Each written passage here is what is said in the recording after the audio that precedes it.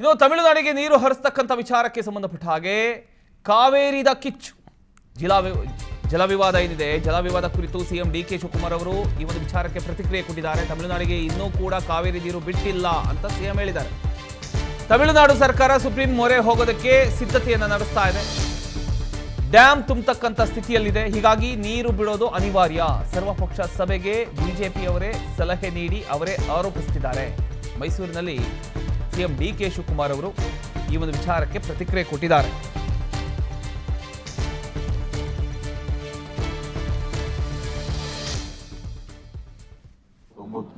ಬಿಜೆಪಿಯವರು ಸ್ನೇಹಿತರು ಆರೋಪ ಮಾಡ್ತಾರೆ.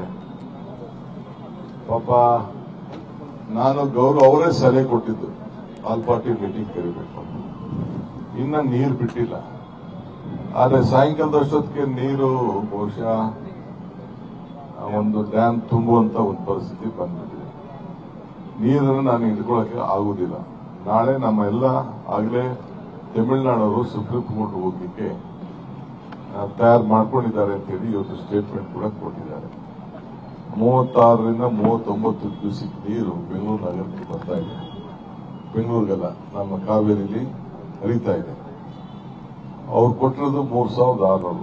ಆದ್ರೆ ವಿರೋಧ ಪಕ್ಷದವ್ರಿಗೆ ಚರ್ಚೆ ಮಾಡಿ ಕಾನೂನು ತಕ್ಕಂತೆ ಚರ್ಚೆ ಮಾಡಿ ನಾಳೆ ತೀರ್ಮಾನವನ್ನು ಮಾಡ್ತಾರೆ. ನೋಡಪ್ಪ, ಬಿಜೆಪಿಯವರು ಸ್ನೇಹಿತರು ಆರೋಪ ಮಾಡ್ತಾರೆ. ಪಾಪ ನಾನು ಗೌರವ ಅವರೇ ಸಲಹೆ ಕೊಟ್ಟಿದ್ದು ಆಲ್ ಪಾರ್ಟಿ ಮೀಟಿಂಗ್ ಕರಿಬೇಕು, ಇನ್ನ ನೀರು ಬಿಟ್ಟಿಲ್ಲ. ಆದ್ರೆ ಸಾಯಂಕಾಲದಷ್ಟೊತ್ತಿಗೆ ನೀರು ಬಹುಶಃ ಒಂದು ಡ್ಯಾಮ್ ತುಂಬುವಂತ ಒಂದು ಪರಿಸ್ಥಿತಿ ಬಂದ್ಬಿಟ್ಟಿದೆ. ನೀರನ್ನು ನಾನು ಹಿಡ್ಕೊಳ್ಳಕ್ಕೆ ಆಗುದಿಲ್ಲ. ನಾಳೆ ನಮ್ಮ ಎಲ್ಲ ಆಗಲೇ ತಮಿಳುನಾಡವರು ಸುಪ್ರೀಂ ಕೋರ್ಟ್ ಹೋಗ್ಲಿಕ್ಕೆ ತಯಾರು ಮಾಡ್ಕೊಂಡಿದ್ದಾರೆ ಅಂತ ಹೇಳಿ ಇವತ್ತು ಸ್ಟೇಟ್ಮೆಂಟ್ ಕೂಡ ಕೊಟ್ಟಿದ್ದಾರೆ. 36ರಿಂದ 39 ಕ್ಯೂಸಿಕ್ ನೀರು ಬೆಂಗಳೂರು ನಗರಕ್ಕೆ ಬರ್ತಾ ಇದೆ.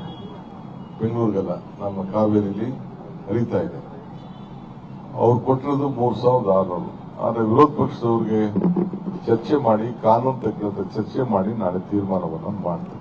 ನೋಡಪ್ಪ, ಬಿಜೆಪಿಯವರು ಸ್ನೇಹಿತರು ಆರೋಪ ಮಾಡ್ತಾರೆ. ಪಾಪ ಇನ್ನು ಕೆಆರ್ಎಸ್ ಜಲಾಶಯದಲ್ಲಿ ನೀರಿನ ಸಾಮರ್ಥ್ಯ ಎಷ್ಟಿದೆ ಅಂತ ನೋಡೋದಾದ್ರೆ, ಕೆಆರ್ಎಸ್ ಡ್ಯಾಮ್ ನೀರಿನ ಮಟ್ಟ ಗರಿಷ್ಠ ಮಟ್ಟ 124.80 ಅಡಿ ಇದೆ.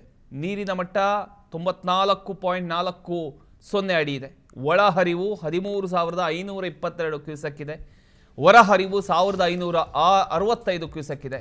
ಪ್ರಸ್ತುತ ನೀರಿನ ಸಂಗ್ರಹ 18.733 TMC ಇದೆ. ಒಟ್ಟಿನಲ್ಲಿ ಈಗ ಈ ಒಂದು ವಿಚಾರಕ್ಕೆ ಸಂಬಂಧಪಟ್ಟ ಹಾಗೆ ಈಗ ಡಿ ಕೆ ಶಿವಕುಮಾರ್ ಅವರು ಮಾತನಾಡಿದರು.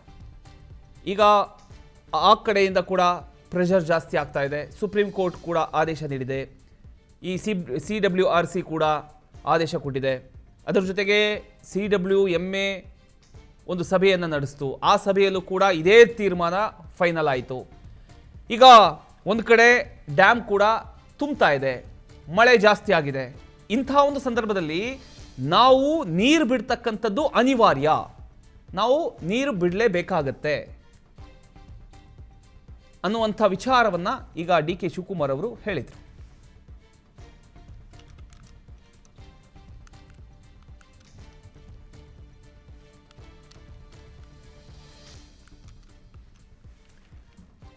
ಒಟ್ಟಲ್ಲಿ ಇಷ್ಟು ದಿನಗಳಿಂದ ಹೋರಾಟಗಳು ನಡೀತಾ ಇದೆ.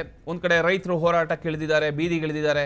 ಇನ್ನೊಂದು ಕಡೆ ಕನ್ನಡ ಪರ ಸಂಘಟನೆಗಳು ಕೂಡ ಬೀದಿಗಿಳಿದು ಹೋರಾಟ ನಡೆಸ್ತಾ ಇದೆ.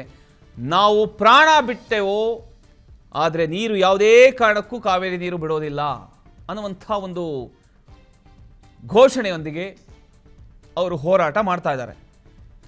ಇನ್ನೊಂದು ಕಡೆ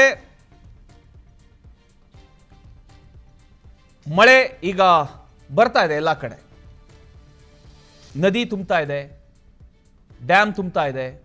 ಇಂಥ ಒಂದು ಸಂದರ್ಭದಲ್ಲಿ ನಾವು ನೀರು ಬಿಡ್ತಕ್ಕಂಥದ್ದು ಅನಿವಾರ್ಯ ಇದೆ, ಆದೇಶ ಇದೆ ನಮಗೆ. ಸೊ ಅದರಿಂದ ನೀರು ಬಿಡಬೇಕು ಅಂತ ಈಗ ಡಿ ಕೆ ಶಿವಕುಮಾರ್ ಅವರು ಹೇಳ್ತಾ ಇದ್ದಾರೆ. ಒಟ್ಟಿನಲ್ಲಿ ಇದು ಯಾವ ಹಂತ ಹೋಗಿ ತಲುಪುತ್ತೆ ಗೊತ್ತಿಲ್ಲ. ಡ್ಯಾಮ್ ತುಂಬುವ ಸ್ಥಿತಿಯಲ್ಲಿದೆ, ಹೀಗಾಗಿ ನೀರು ಬಿಡೋದು ಅನಿವಾರ್ಯ ಅಂತ ಈಗ ಸದ್ಯಕ್ಕೆ ಡಿ ಕೆ ಶಿವಕುಮಾರ್ ಅವರು ಹೇಳ್ತಾ ಇದ್ದಾರೆ.